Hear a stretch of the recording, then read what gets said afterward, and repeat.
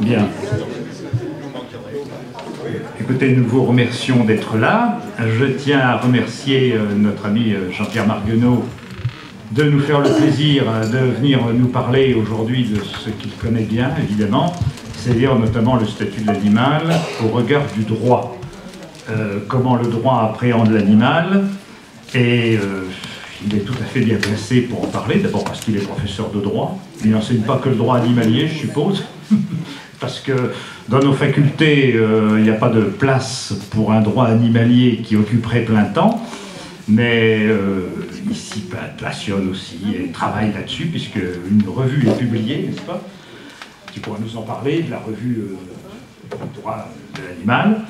Voilà. Donc c'est une question qui vous intéresse et qui nous intéresse, et une question relativement récente, il faut bien dire ce qui est, puisque nos sociétés se sont pendant très longtemps absolument pas intéressées à la question de l'animal.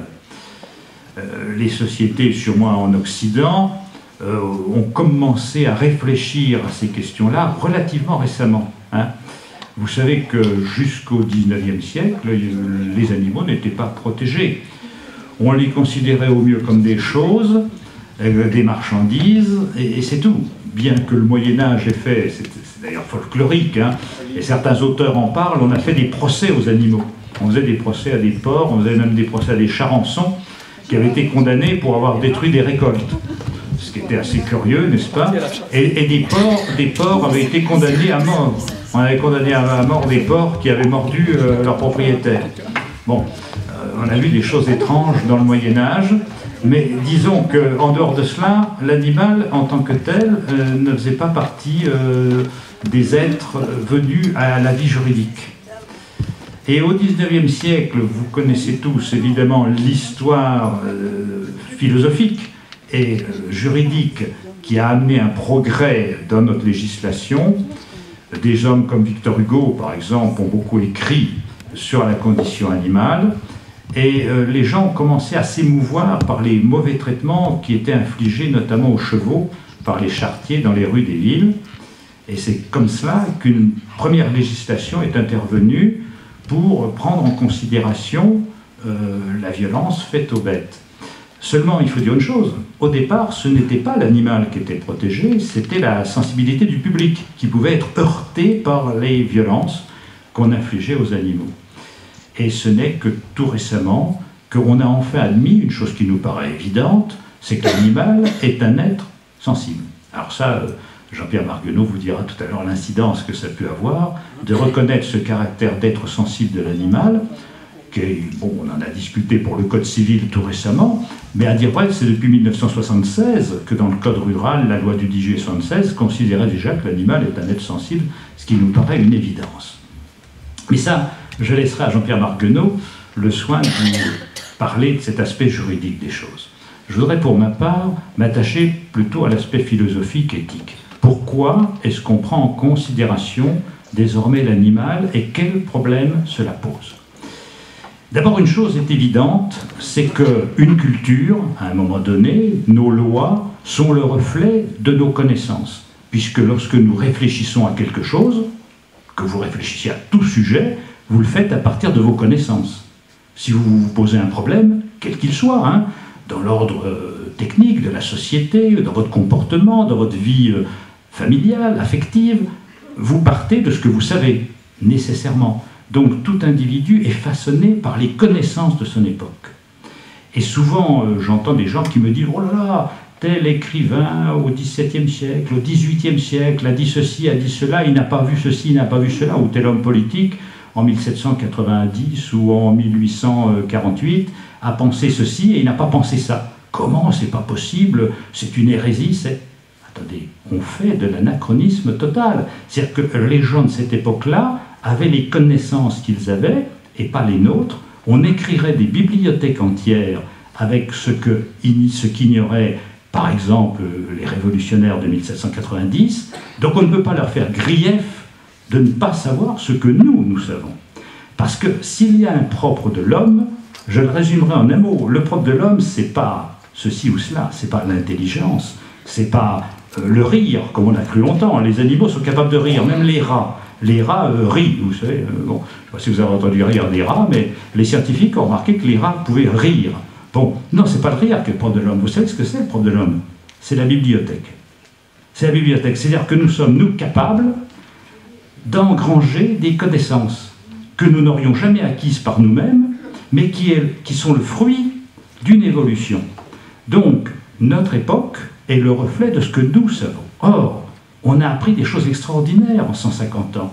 On a découvert les fossiles, on a commencé à connaître la paléontologie, la biologie moléculaire, et si je vous parle de tout ça, c'est parce que ça a changé totalement la conception qu'on peut avoir de l'animal.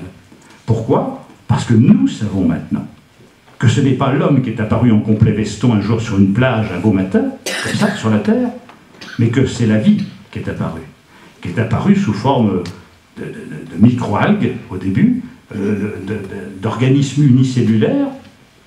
Il y a eu l'apparition des eucaryotes, l'apparition des bactéries, l'apparition des archées, enfin tout ça, les biologistes le savent très bien, et nous sommes le fruit d'une évolution du vivant. Et ça change tout. Nous sommes une branche des êtres vivants. Nous sommes des êtres vivants parmi d'autres êtres vivants, et les animaux sont finalement nos frères en évolution. Et donc, si nous sommes des eucaryotes comme les autres, finalement, ça nous crée une solidarité avec ces êtres-là. Et finalement, on peut se poser la question de savoir, mais quel devoir de l'homme vis-à-vis de l'animal s'il en a? Et pourquoi le respecter? Alors là, ça part d'une théorie, si vous voulez, philosophique, que j'allais dire utilitariste. C'est-à-dire que ce qui est bien ou ce qui est mal, c'est ce qui fait du bien ou ce qui fait du mal. C'est ce qui est bon ou ce qui est mauvais. C'est, pour certains, la théorie d'un philosophe anglais qui s'appelait Bentham, Jeremy Bentham, qui est un philosophe du début du XIXe siècle, qui avait conçu cette théorie, qui voulait dire par là que rien n'est bien ou rien n'est mal en soi. Le bien et le mal n'existent pas. Ce qui est bien, c'est ce qui vous fait du bien, c'est ce qui est bon pour autrui et pour la société et pour vous-même. Et ce qui est mal, c'est ce qui vous fait du mal à vous et à autrui et à la société. Donc, si vous voulez, on ne part pas d'un a priori. Cette idée, qui n'est d'ailleurs pas que celle de Bentham, puisque un curé avant, je ne suis pas spécialiste des curés, mais celui-là me plaît bien, c'est un curé athée. Il s'appelait Jean Meslier. Il avait écrit un bouquin qui est sorti qu'après sa mort, il était prudent. C'était son testament en 1729, où déjà il posait cette question de l'animalité et du rapport de l'homme à l'animal en se disant, mais au fond, ce que l'on fait aux animaux, c'est mal, parce qu'on leur fait du mal. Et donc, ce n'est pas bien de faire du mal à un être vivant. Et l'animal, on ne sait pas exactement quel est son degré de capacité cognitive, bien sûr, il n'atteint pas les degrés de capacité cognitive de l'homme. Par exemple, l'homme n'a pas des ailes pour voler, et c'est sûr que le faucon pèlerin est plus performant que nous pour voler, mais l'homme a été capable de concevoir des fusées qui vont sur les comètes, ce que, évidemment, le faucon pèlerin n'a pas pu concevoir. Donc l'homme sans ailes vole mieux que le faucon pèlerin. On a des capacités, on est des animaux merveilleux, et tant mieux pour nous. Bon, mais si on est des animaux merveilleux, quelle est notre relation par rapport aux autres animaux? Et pourquoi faut-il avoir des relations positives avec eux? Eh bien, ma réponse, je vous la donne, c'est celle de tous les utilitaristes d'ailleurs, c'est parce que les animaux sont capables de sentir. Ils sont capables d'éprouver le principe du plaisir des plaisirs, et éprouvant ce principe du plaisir des plaisirs, ressentant cette capacité de souffrir, ils méritent notre protection. Quel que soit leur degré d'intelligence par ailleurs. Parce que si on dit « seul l'homme mérite notre intérêt » et qu'on reste sur une position anthropocentrique en disant l'homme c'est l'animal le plus intelligent au sens où nous l'entendons, parce que c'est encore à voir ça. Il paraît qu'un rat dans un labyrinthe est beaucoup plus capable que nous, êtres humains, de se sortir d'affaires qu'un homme ne le saurait faire dans les mêmes circonstances. Hein, et même les poissons sont capables de performances fort étonnantes. Mais admettons un instant pour faire plaisir à nos semblables, qu'ils sont vraiment le génie que la nature a conçu. L'homme est au sommet de tout, au point de vue intellectuel. Donc nous sommes les êtres les plus intelligents, nous avons des mathématiciens remarquables, des philosophes remarquables, des gens capables de concevoir des choses formidables, des ingénieurs qui font des réalisations merveilleuses, et ça, évidemment, les animaux ne l'ont pas. Donc, comme on est des êtres intelligents, on est seul à mériter le respect. Alors, que fait-on des enfants en bas âge? Que fait-on des handicapés mentaux? Que fait-on des vieillards séniles? Eux non plus n'ont pas cette capacité cognitive qui nous émerveille tant. Va-t-on les soumettre au mauvais traitement, à la torture, à la mort, sous prétexte qu'ils ne sont pas suffisamment intelligents pour concevoir des équations mathématiques ou rédiger des traités de philosophie? Non. Bon, pourquoi? Parce que tout simplement, nous devons admettre que tout être qui ressent le principe du plaisir des plaisirs mérite notre respect. Et c'est pour cela qu'il ne faut pas soumettre l'animal à des mauvais traitements. C'est parce que ces mauvais traitements sont des actes qui sont ressentis par eux comme étant cruels. Voilà le fondement éthique qui me paraît essentiel. C'est que la vie doit être respectée en tant que telle. Alors, le problème est vaste, parce que dans les courants d'opinion qui se dessinent actuellement, vous avez toutes sortes de gens. Vous avez des gens qui vont vers ce qu'on appelle le welfarisme, c'est-à-dire qu'il faut traiter mieux les animaux, on peut les exploiter, on peut les manger, on peut les utiliser, mais il faut leur donner une vie le moins rude possible. Les élever dans des conditions qui physiologiquement leur occasionneront le moins de souffrance possible. Voilà. Et les traiter le mieux possible et les tuer d'une manière la moins cruelle possible. C'est bien, c'est bien. Puis vous avez des gens qui vont plus loin en disant « Mais non, il ne faut pas tuer les animaux, en tout cas, il ne faut pas les tuer quand ce n'est pas indispensable. » Par exemple, à la chasse, puisque la chasse dans nos pays, c'est devenu un loisir, ce n'est pas une nécessité vitale. Les hommes ne tuent pas à la chasse pour manger, ils tuent pour se distraire. Ça, c'est pas bien. De même que la corrida, parce que la corrida, c'est un spectacle. On ne tue pas le taureau pour le manger, on le tue pour jouir de sa souffrance et de sa mort. Donc, c'est pas bien. C'est déjà un degré supérieur, j'allais dire. C'est une prise de conscience. Puis vous avez des gens qui vont encore plus loin et qui disent « Mais il ne faut pas utiliser les animaux du tout. Donc, il ne faut pas les manger, il ne faut pas consommer de viande, il ne faut pas prendre leur peau, il ne faut pas utiliser le cuir, etc. » Donc, vous avez tous ces courants d'opinion qui actuellement existent et qui sont en train de travailler en profondeur nos sociétés. Tout ça se débat. Et c'est des débats fort intéressants, au fond, avec les arguments pour et les arguments contre. Et moi, je vous invite à réfléchir à ces questions. La société, pendant longtemps, a refusé le débat autour de ces questions-là, parce que c'est un débat qui est trop douloureux, et que quelque part, poser les problèmes, c'est déjà y apporter certaines réponses. Si vous dites l'animal est un être sensible, c'est évident que c'est très difficile après de dire « Bah oui, l'animal est un être sensible, mais tiens, on va aller s'amuser à la corrida. » C'est pas possible. Quelque part, il y a une contradiction. C'est quelque chose qui n'est pas envisageable. Donc, ces débats se déroulent actuellement, et contre cette émergence d'une approche nouvelle de l'animal, vous avez des lobbies, notamment les lobbies de la chasse, les lobbies de l'élevage concentrationnaire, les lobbies de l'agriculture traditionnelle, qui essaient de contrecarrer et d'empêcher le débat. Et médiatiquement, ce sont des sujets qui sont difficiles à aborder. La presse n'aime pas débattre de ces questions-là, persuadée que leur lectorat ne suivra pas ou ne comprendra pas. Donc c'est des débats que vous ne verrez pas dans la presse, ou très peu, ou marginalement. Et tous ceux qui, à un titre ou à un autre, essaient de défendre la cause animale, sont présentés comme étant des éléments farfelus, extrémistes, pas très sérieux. C'est pas des choses sérieuses. Et puis, qu'est-ce qui se passe? Eh bien, on voit que maintenant, il y a des philosophes, des gens qui sont des penseurs contemporains, qui posent la question de l'animal. Et ça, c'est relativement récent. Et ça me paraît très encourageant. Je crois que nous sommes à un tournant dans la société, et les crispations qu'il y a autour de la FNSEA, autour du lobby de la chasse notamment, traduisent cette évolution. C'est parce que ces gens-là sentent que les racines de leur culture sont remises en cause qu'il y a cette violence. Et cette violence, on la voit aussi contre les militants qui, par exemple, agissent contre les corridas, qui sont des gens qui sont actuellement poursuivis, inquiétés, encadrés par la police d'une manière qui manifestement traduit l'hostilité des pouvoirs publics, parce qu'ils remettent en cause quelque chose que l'opinion publique va nécessairement remettre en cause. C'est une résistance qui montre bien qu'il y a là une problématique fondamentale. Cette problématique fondamentale, c'est celle du rapport de l'homme au vivant. Nous avons acquis une maîtrise sur le monde qui est inégalée. Jamais dans l'histoire des hommes, on a acquis une telle maîtrise.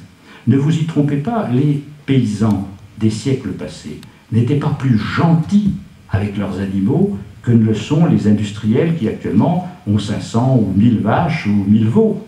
Ils ne les traitaient pas nécessairement bien. J'ai recueilli des témoignages de vétérinaires qui, par exemple, voyaient des agriculteurs utiliser la matraque électrique contre leurs vaches, juste histoire de s'amuser, quand ils les rentraient le soir, pour jouir de la frayeur qu'ils leur occasionnaient. L'homme, à travers l'histoire, n'a pas bien traité la nature, c'est pas vrai, il n'a pas bien traité les animaux. Seulement, dans les siècles passés, on n'avait pas les instruments de la nuisance que nous avons aujourd'hui. Il a fallu du temps pour éradiquer, par exemple, le loup en Europe. Pendant des dizaines d'années, ils ont chassé le loup pendant des siècles même, puis on a utilisé le poison pour l'éradiquer complètement.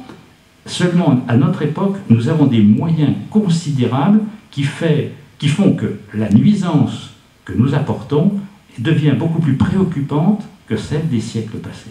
C'est ça la différence. On n'est pas plus mauvais aujourd'hui, on a tout simplement une industrialisation de la maltraitance animale, comme on a vu dans les guerres ou dans les génocides, une industrialisation de la mort. Les soldats français qui ont ravagé le Palatinat au XVIIe siècle n'étaient pas plus gentils ou méchants que les soldats du XXe siècle qui ont créé des camps et qui ont fait ce qu'ils ont fait. Seulement, nous vivons une époque de massification et d'industrialisation de tout, y compris du pire. Donc vous avez une industrialisation de l'élevage, vous avez des formes de destruction de la nature qui sont en effet tout à fait nouveaux et très préoccupants. Et je crois que là, il faut que l'homme contemporain prenne conscience de sa propre maîtrise sur le monde pour que de sa maîtrise, il fasse un meilleur usage qu'il ne fait actuellement. On fait de la maîtrise sur l'animal et sur la nature un très très mauvais usage. Et donc cet usage, il faut le changer. C'est pour ça que nos associations de protection de la nature et des animaux militent pour qu'il y ait un nouveau lien avec l'animal. Voilà. Donc, si vous voulez, moi, ce que je vous propose, c'est que Jean-Pierre Marquenot vous explique l'aspect juridique, tout ça, et qu'après, il y a un débat, parce que on va vous faire un monologue, mais ce serait intéressant qu'après, vous puissiez nous poser toutes les questions que vous souhaitez sur le plan juridique et sur le plan éthique, philosophique, par rapport à la cause animale. Jean-Pierre.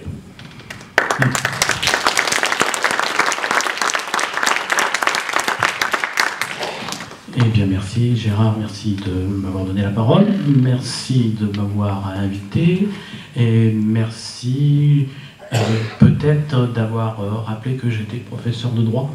Je ne sais pas si le remerciement est bien indiqué, parce que je me souviens toujours de cette formule de Flaubert qui a écrit quelque part que le beuglement des bœufs est plus mélodieux que le cours des professeurs de droit. Eh bien, je m'apprête à vous en administrer une preuve irréfutable. C'est pas toujours vrai. C'est pas toujours vrai, mais je sais de qui je parle. Gérard a aussi parlé de la revue semestrielle de droit animalier qui a été créée à Limoges en 2009 et qui rassemble des juristes, des historiens du droit, des économistes, notamment notre ami Jean-Jacques Gouguet, que beaucoup connaissent ici certainement, et des philosophes, notamment Florence Burgat, qui a une certaine renommée médiatique. Quand France Culture n'est pas en grève, elle parle à peu près toutes les semaines, donc là il y a eu quelques temps de vacances.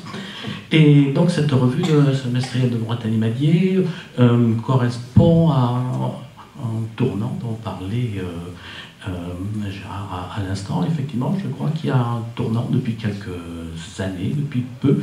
Il y a eu quelque temps la traduction de l'ouvrage de référence de Tom Regan, Les droits des animaux, par un jeune philosophe qui s'appelle Enrique Utria. Et dans cet ouvrage, il y a en exergue une citation de John Stuart Mill qui dit que toute grande cause passe nécessairement par trois étapes, par trois phases: le ridicule, la discussion et l'adoption. et bien on est resté pendant longtemps dans la phase du ridicule. Et moi je peux en parler savamment, ils ont soutenu en 1987 une thèse intitulée « L'animal en droit privé » qui était le plus sûr moyen à cette époque-là d'éviter un parcours universitaire à peu près convenable. Je ne sais pas ce qui s'est passé, il y a eu des dysfonctionnements dans les systèmes de sélection, mais bon, c'est dire si j'en ai entendu de toutes. C'est la phase du ridicule, c'est folklorique, c'est amusant, et puis là, il y a quelque chose qui est en train de se passer, on bascule de la phase du ridicule à la phase de la discussion. Et ceux qui sont ridicules maintenant, ce sont ceux qui ne sont pas armés pour la discussion et qui continuent à utiliser des arguments du passé pour mettre les rigueurs de leur côté par quelques astuces bien franchouillardes que tout le monde a éprouvé à un moment. Donc je crois qu'on est à ce moment-là. Et cette revue semestrielle de droit animalier est arrivée au moment où les choses basculaient. Alors, droit animalier, peut-être 2 ou 3 mots sur le droit animalier, que certains me parlent de droit animal. Je trouve que la dénomination n'est pas très subtile parce que ça voudrait dire que c'est un caractère du droit. L'animal, comme il pourrait être féroce, comme il pourrait être flou. Donc, droit animalier, je crois que c'est plus porteur, plus cohérent, et puis ça permet de recouper toutes les règles qui s'intéressent à l'animal, qu'il s'agisse de protection de l'animal ou qu'il s'agisse, on l'oublie trop souvent, de protection contre l'animal, parce que depuis le fond des âges, il y a des règles très sévères pour lutter contre l'envahissement des animaux qui sont toujours à même de saccager les ressources vivrières, et il y a tout un arrière-plan de hantise de la famine qui fait que même dans les campagnes limousines, il y a encore aujourd'hui, notamment comme l'invasion des sangliers, le hantise, et si on multiplie les règles de protection des animaux tout en gardant des règles de protection contre les animaux toujours aussi drastiques, on n'a pas fait avancer tellement les choses. Donc le droit animalier s'efforce de tenir les deux bouts de la chaîne, et il y a peut-être aussi d'autres éléments dont on pourra parler peut-être un petit peu plus tard. En tout cas, ce qui caractérise le droit animalier, c'est ce que vient de dire Gérard, c'est la prise en compte de la sensibilité des animaux, le plaisir des plaisirs. C'est ce qui est pris en compte, et ça marque une différence forte avec le droit de l'environnement.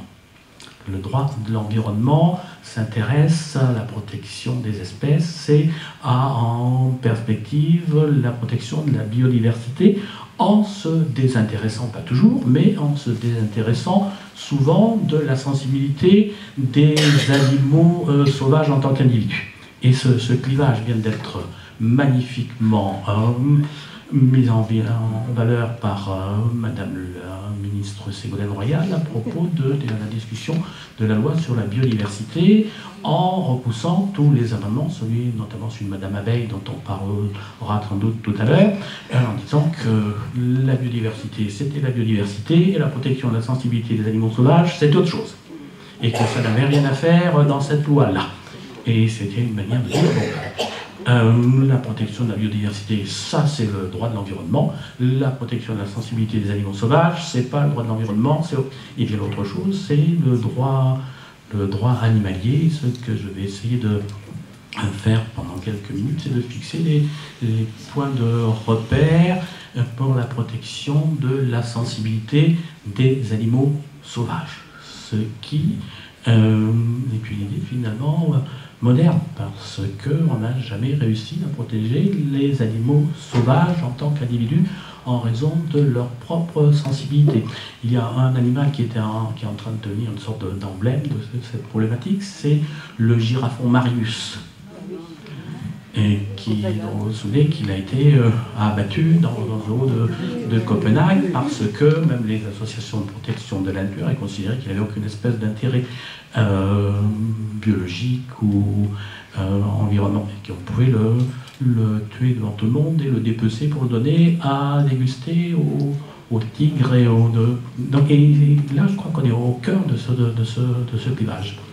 Et le droit animalier, ben, c'est ça, c'est prendre la sensibilité de tous les animaux, y compris des animaux sauvages. Alors peut-être que je peux proposer 2 ou 3 points de repère pour l'évolution vers la protection de la sensibilité des animaux sauvages.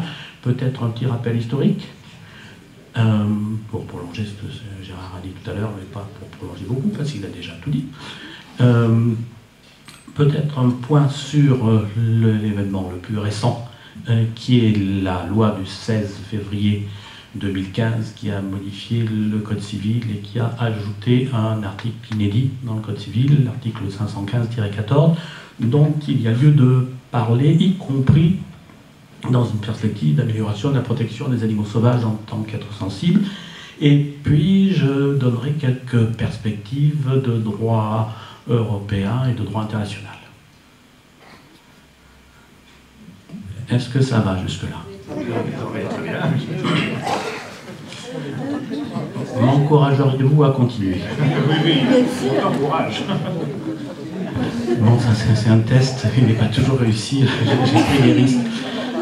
Bien, donc le premier point, les points de repère historiques, l'évolution de la protection juridique de la sensibilité des animaux en droit français. Tout a commencé par la célèbre loi Gramont, évoquée, sinon nommée tout à l'heure, du 2 juillet 1850, prise à l'initiative du général Delmas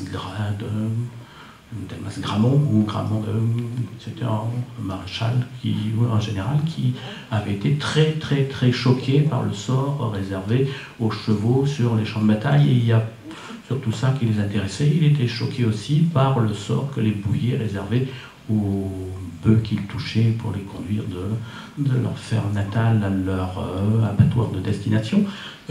Donc un grand protecteur des animaux.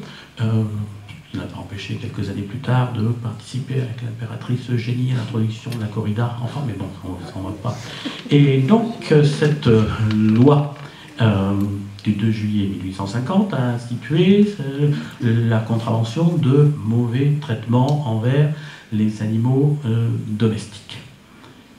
Et cette loi a été complètement détournée de son objectif par un autre personnage, un député qui s'appelait De Fontaine, qui a émasculé la loi Gramont, puisque l'amendement de Fontaine a introduit la condition de publicité. Les mauvais traitements ont été punis à partir de 1850, mais seulement dans la mesure où ils étaient exercés publiquement, ce qui fait que, comme l'a fort bien rappelé Gérard tout à l'heure, ce qui était protégé, ce n'était pas la sensibilité des animaux domestiques, mais la sensibilité des spectateurs.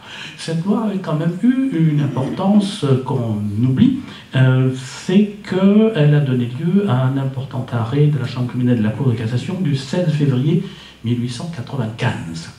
Lequel arrêt, plusieurs à cette époque-là, ont estimé que les taureaux de combat étaient des animaux domestiques au sens de la loi Gramont. Ce qui fait qu'à partir de 1895, les corridas étaient partout punis par la loi pénale en France. Ça ne les empêchait pas de se dérouler avec le concours des pouvoirs publics, des municipalités, etc. Mais c'était hors la loi. Et il a fallu attendre la loi de 1851 pour qu'il y ait l'exception qu'on trouve aujourd'hui dans l'article 521-1, je ne sais plus quel alinéa du Code pénal. Peut-être bien 7. Oui. Donc, cette loi Gramont a quand même eu cette... C'était pas grand-chose, mais on nous dirait aujourd'hui que la corrida est partout contraire à la loi pénale en France. Ça serait... Donc, moi, je plaide pour un retour en arrière, quoi, pour un retour à ce qui se passé en 1887. Bien, donc on a vécu avec ça jusqu'à la véritable révolution juridique qui est intervenue en France, à mon avis, le 7 septembre 1959. Le 7 septembre 1959, comme beaucoup d'entre vous le savent ici, c'est la date du décret qui porte le nom d'une personnalité limousine, Edmond Michelet, qui était garde des Sceaux de Michel Debré au début de la Ve République. Et ce décret a abrogé la loi Gramont et redéfini la contravention de mauvais traitement en supprimant la condition de publicité. Ce qui fait que, depuis cette époque-là, les animaux domestiques, apprivoisés ou tenus en captivité qui ont été énumérés à ce moment-là, sont protégés pour eux-mêmes en raison de leur propre sensibilité, y compris contre leurs propres propriétaires, quand bien même agiraient-ils secrètement, à condition bien sûr qu'on puisse rassembler les éléments de preuve suffisants pour savoir ce qui s'est passé en secret. Mais c'était la véritable révolution, le véritable tournant qui a été accentué quelques années plus tard par la loi du 19 novembre 1963 qui a institué cette fois le délit d'acte de cruauté qui est passible aujourd'hui de 2 ans d'emprisonnement et jusqu'à 30 000 € d'amende. Et aux actes de cruauté, au fil du temps, on a ajouté les sévices graves et toute une série d'autres éléments, les abandons volontaires, les exactions sexuelles, etc., etc. Donc tout ça, ça a renforcé pénalement la protection des animaux en raison de leur propre sensibilité. Et l'apothéose, dont Gérard parlait aussi tout à l'heure, c'est la loi du 10 juillet 1976, dont l'essentiel se retrouve dans l'article L214-1 du Code rural et de la pêche maritime, qui affirme que les animaux, étant des êtres sensibles, doivent être placés par leurs propriétaires dans des conditions compatibles avec les impératifs biologiques de leur espèce.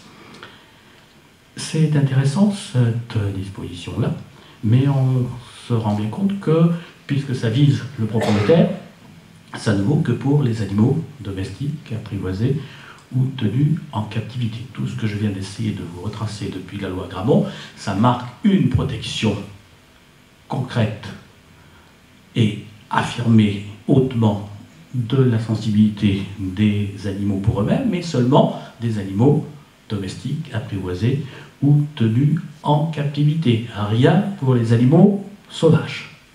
Il y a eu des tentatives, notamment par M. Roland Ningesser, qui a été député, peut-être même secrétaire d'État dans les années 70, et qui était en même temps président de la SPA, et qui a déposé 2 ou 3 propositions de loi tendant à étendre aux animaux sauvages la protection contre les actes de cruauté.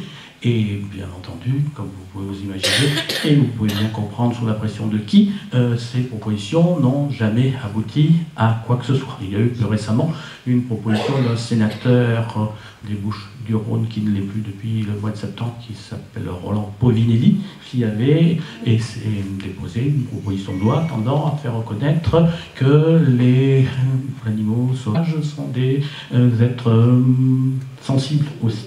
Ça n'allait pas très très loin, mais de toute façon, tout ça n'a eu aucune espèce de conséquence.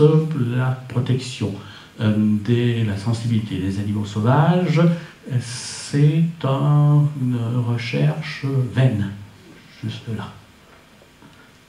Et il y a eu des tentatives. Et on voit bien que pour les animaux domestiques, apprivoisés ou tenus en captivité, les textes ont évolué de manière qu'on pourrait juger satisfaisante. 2 ans d'emprisonnement, c'est quand même pas rien. Bien entendu, il y a une différence. Pardon ? Oui, mais ça, c'est pas... pour le moment, c'est pas mon problème. Parce que c'est un problème qui existe presque pour toutes les lois.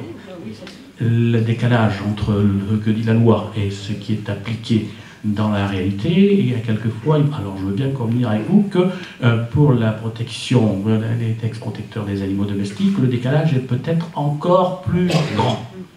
C'est possible.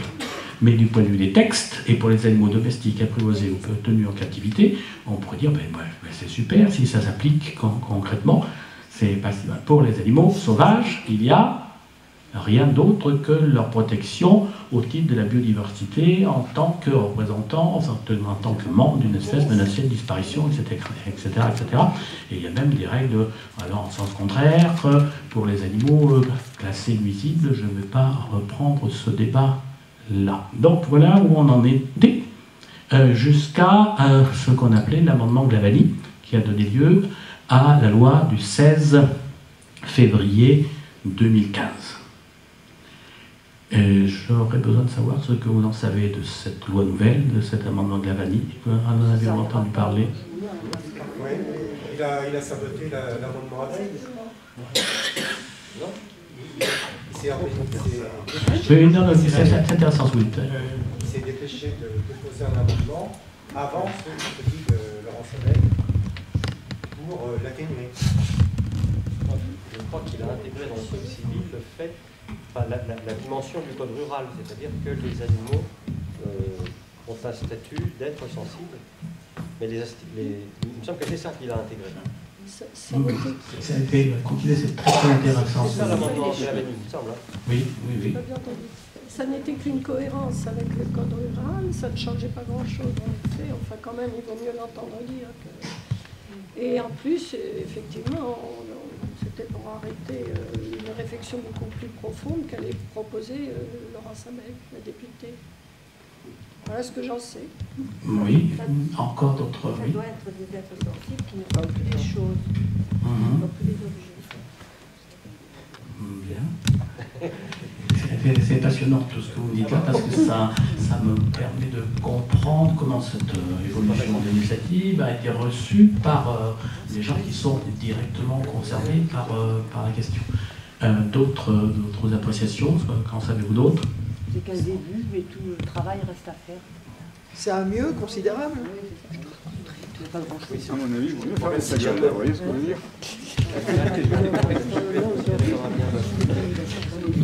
Bien. Et puis, je crois qu'il va falloir en discuter un petit peu. Alors, beaucoup ont parlé de Madame Abeille, et à juste titre, mais je crois qu'il faut rendre hommage à une autre députée, qui est Madame Geneviève Gaillard, qui, elle, avait déposé, elle travaille sur la question de la protection des animaux depuis déjà longtemps, puisqu'elle est élue des Deux-Sèvres, c'est au moins son 3e mandat, je crois, et ça fait un bon moment qu'elle travaille à des propositions de loi pour faire évoluer le statut de l'animal domestique ou sauvage, ou pour abolir la corrida, etc. Et Madame Abeille appartient au groupe Europe Écologie Les Verts, et Madame Geneviève Gaillard appartient au Parti Socialiste. Et Madame Geneviève Gaillard a été très, très meurtrie de constater qu'un amendement a été déposé à la va-vite et à la sauvette par M. Jean Glavany, qui est membre du même parti qu'elle. Et donc, du point de vue des relations politiques à l'intérieur d'un même parti, il y a sûrement des choses qui m'échappent et qui ont un lien avec la façon dont c'est un petit peu reçu, parce que ce que vous avez dit tout à l'heure, l'amendement de Glavany a été voté à la sauvette pour torpiller quelque chose qui pourrait être plus approfondie. C'est une idée qui a gagné beaucoup d'esprit. Et alors, bon, moi je suis dans une situation un petit peu particulière parce que j'ai été associé de relativement près à cette évolution législative, puisque je faisais partie des 24 intellectuels, ou plus exactement des 23 intellectuels plus un juriste, qui avaient signé un manifeste à l'initiative de la Fondation 30 millions d'amis au mois d'octobre 2013. Et manifeste qui a été relayé par 775 000 signatures d'une pétition concordante. Et bon, c'est pas parce que j'ai été invité à signer le manifeste des 24 que je défends la manière dont les choses se sont passées, mais bon, j'ai, par l'intermédiaire de la Fondation 30 millions d'amis et de son délégué général qui s'appelle M. Jean-François Le Gueule, j'ai à peu près été tenu au courant des différentes étapes de la fabrication de cette loi, et je peux vous assurer que ça n'a pas été très très facile, et que cette idée suivant laquelle il s'agissait de couper l'herbe sous le pied de Madame Abeille ou de Madame Gaillard, sur le plan de la politique interne au Parti Socialiste, c'est vrai. mais du point de vue de l'évolution du droit animalier, je crois que c'est un mauvais procès parce que cette loi du 16 février 2015 introduit ce que j'ai appelé déjà quelque part une véritable révolution théorique. Une révolution théorique, c'est pas une révolution pratique, mais ça peut appeler une révolution pratique. En tout cas, c'est plus qu'une révolution cosmétique.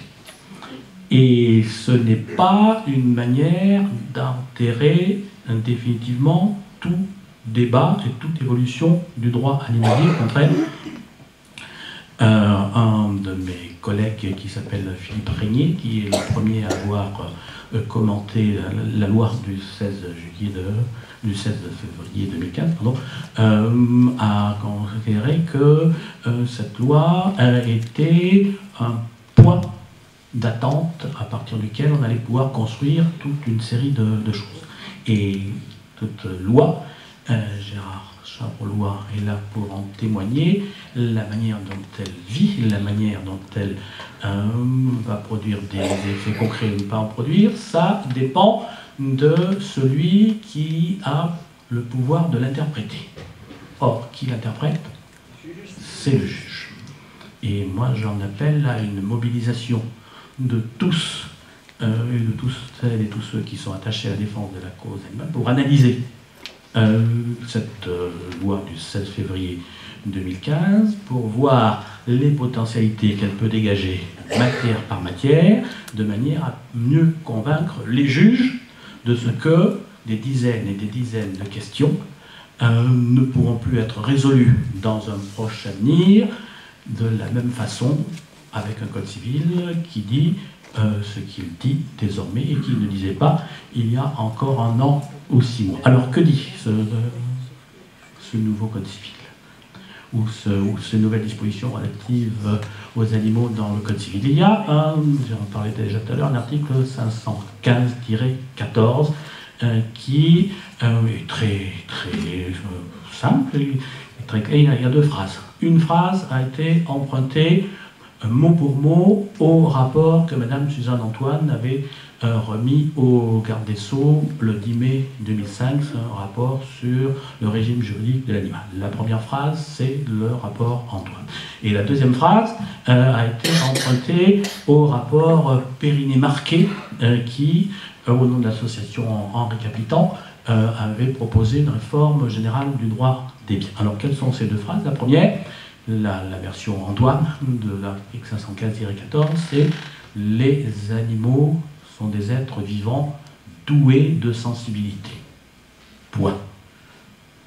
La deuxième phrase, celle qui vient du rapport Périnée-Marquet, c'est « Sous réserve des lois qui les protègent, les animaux sont soumis au régime des biens. » Bon. Eh bien, il faut commenter ces aspects-là. Du travail pour vos étudiants. C'est du travail pour les étudiants, c'est du travail pour moi, parce que j'ai passé le mois de mars et le mois d'avril à assurer le service après-vote de cette loi du 7 février 2015, en me répandant en commentaires et en propositions ici, là ou ailleurs. Alors, ça c'est l'article 515-14 qui est déjà important en lui-même, et il y a toute une série d'autres modifications des articles 524, 528 qui sont tout aussi importants. Alors, la première phrase, les animaux sont des êtres vivants doués de sensibilité, c'est une innovation majeure qui va au-delà de ce qui figure dans l'article L214-1 du Code rural. Bon, que le Code civil dise la même chose que le Code rural, c'est déjà bien. Parce que dans un système juridique, si tu veux une même question, tous les codes ne disent pas la même chose, ça fait problème. Et quand celui qui est divergent est le Code civil, qui est quand même le plus emblématique de tous, ça fait un vrai problème. Et au moins ça a été rectifié. Mais cet article 515-14, première phrase, va plus loin que ne va le Code rural. Pourquoi? Parce qu'il n'est plus question des animaux qui ont un propriétaire.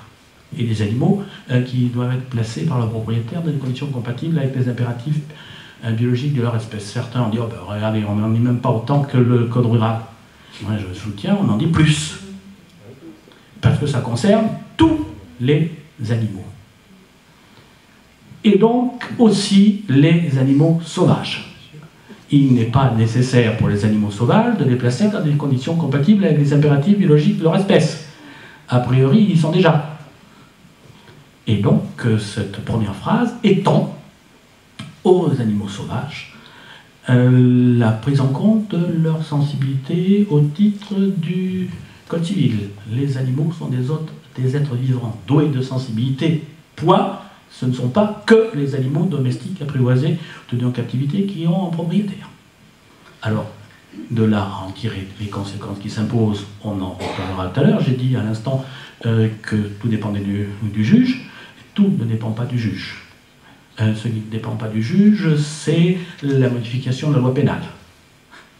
Et là, pour tirer les conséquences de ce qui est affirmé dans le Code civil pour réprimer les actes de cruauté envers les animaux sauvages, là, il faudra forcément une loi. C'était l'objet de l'amendement abeille, dont on reparlera peut-être tout à l'heure s'il y a des questions. Donc, j'insiste beaucoup sur cet aspect-là. Cette première phrase est fondamentale. Et je fais remarquer aussi que, sur ce point-là, le Code civil est en avance par rapport à la plupart de tous les autres codes du monde qui ont déjà pris en compte les animaux.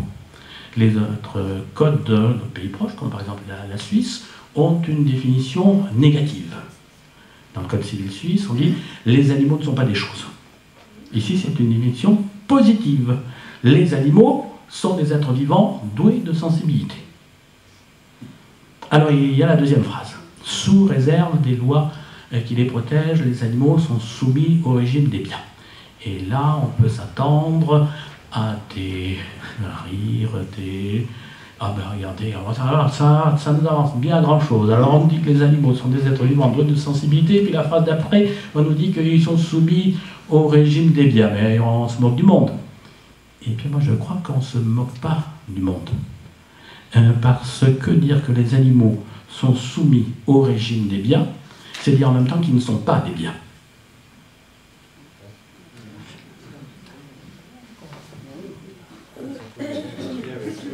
Ils sont soumis au régime des biens, mais ils ne sont pas des biens.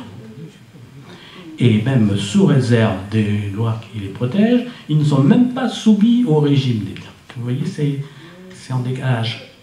Il y a un double niveau. Ils sont soumis au régime des biens, ce qui veut dire qu'ils ne sont pas des biens, et sous réserve des lois qui les protègent, ils ne sont même pas soumis au régime des biens. Du point de vue théorique, c'est une véritable révolution dont tout le monde n'a peut-être pas encore mesuré toutes les conséquences, et probablement pas M. Glavany lui-même.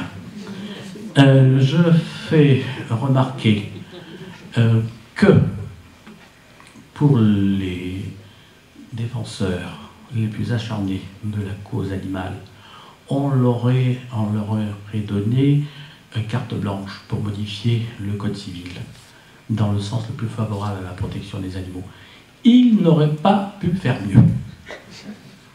Ils n'auraient pas pu faire mieux parce que personne ne peut imaginer aujourd'hui que du jour au lendemain, plus aucun animal ne soit soumis au régime des biens. Ça serait d'une absurdité. Et un certain nombre de collègues, Philippe Régnier dont je vous parlais tout à l'heure, et un historien du droit qui s'appelle Jean-François Niort, ont établi un parallèle entre ce qui se passe aujourd'hui pour l'animal et ce qui s'est passé il n'y a pas si longtemps pour l'esclave. Les esclaves, entre 1845 et le décret Schœlcher, c'est 1848 ou 1852. Enfin, il y a c'est 48, le décret Schœlcher. Et donc, il y a eu 3 ans pendant lesquels il était affirmé que les esclaves étaient des personnes, mais ils continuaient à être soumis au régime des biens. Et on est dans cette phase-là où il y a nécessairement une situation intermédiaire. J'aurais peur d'être un petit peu théorique, mais il faut distinguer ce qu'on appelle les catégories et le régime juridique. Normalement, une catégorie appelle un régime juridique donné. Il y a une dissociation. Il y a une nouvelle catégorie juridique, les êtres vivants doués de sensibilité. Et à cette catégorie juridique unique, il y a une disparité de régime juridique. Il y a les êtres humains qui sont soumis à un régime juridique donné, et il y a les animaux qui sont soumis à un autre régime juridique, mais qui par défaut est celui des biens. Je ne sais pas si je me fais mal comprendre. Et donc je crois qu'il y a là des choses qui sont vraiment importantes. Alors je continue, ou j'ai peut-être déjà trop parlé parce que je m'énerve, et puis voilà. Il n'y a pas que le nouvel article, il y a toute une série d'autres. Pour ce nouvel article, il y a quelque chose d'essentiel, et je crois que c'est le cœur de l'amendement de la Glavany, c'est la place de cet article 515-14. Alors, quant à la place, on se trouve dans le livre 2e du Code civil, qui s'appelle encore des biens et des différentes modifications de la propriété. Il y avait eu, lorsque l'Assemblée nationale a été saisie par le garde des Sceaux de l'amendement Glavany, il y avait un autre amendement qui était l'amendement Untermeyer. C'était exactement les mêmes dispositions, les mêmes modifications.